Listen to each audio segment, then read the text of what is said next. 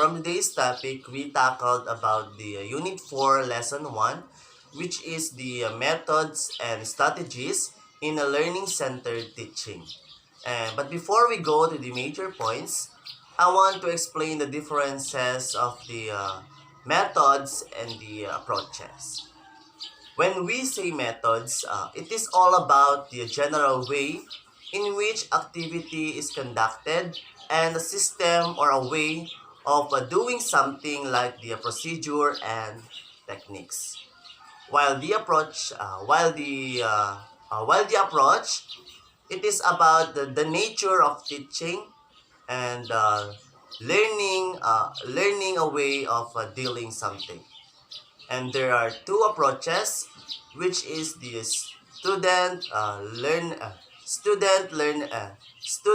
centered teaching, means it focuses on the needs, abilities, the interests, and learning style of the students. And lastly, the teacher centered teaching, meaning uh, it is a techniques or the imparting knowledge of his or her students.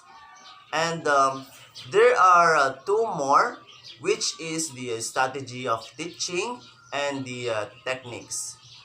And these two are important for the teachers that can apply from his or her students. Now, we move on from the major points, which is the inductive methods of teachings. Meaning to say, it is the teacher presents his or her rules through the situations and the sentences and a guide practice that the learners do the practice in order to improve the student's skills. And there are specific types under the inductive methods of teaching. First is the inquiry-based learning, or the IBL.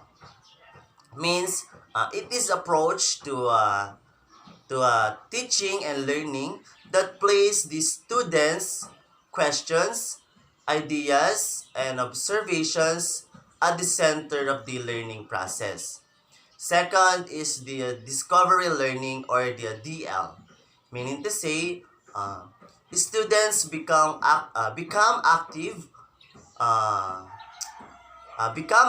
participants in a learning by exploring the concepts and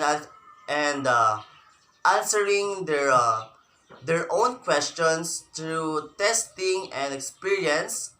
Also, to use their own methods or strategies in any activities that they conduct. And under the discovery learning, we also have the problem-based learning. Means the students are given voices and choice options in a learning process, and teachers provide or guide the learners to obtain the required information themselves.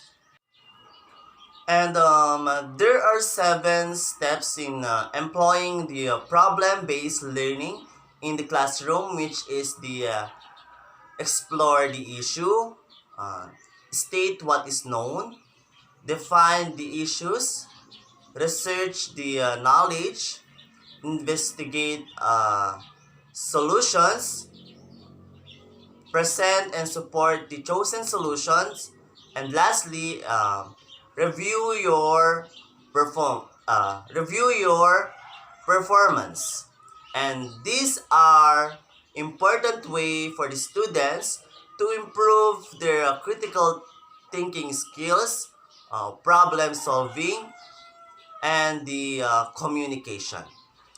Then second, under the discovery learning is the project based learning. Meaning to say, it is a teaching method in which students gain a knowledge and skills by working for an extended period of time to investigate and respond to the activity. And as a future educator, we must know how to adjust ourselves to the specific problems of the learners, and also we must have our own methods or the techniques or the strategies to help the students to improve their different skills inside the classroom. And lastly, we must challenge them and encourage to study well in order to attain or reach their goals in life. Thank you.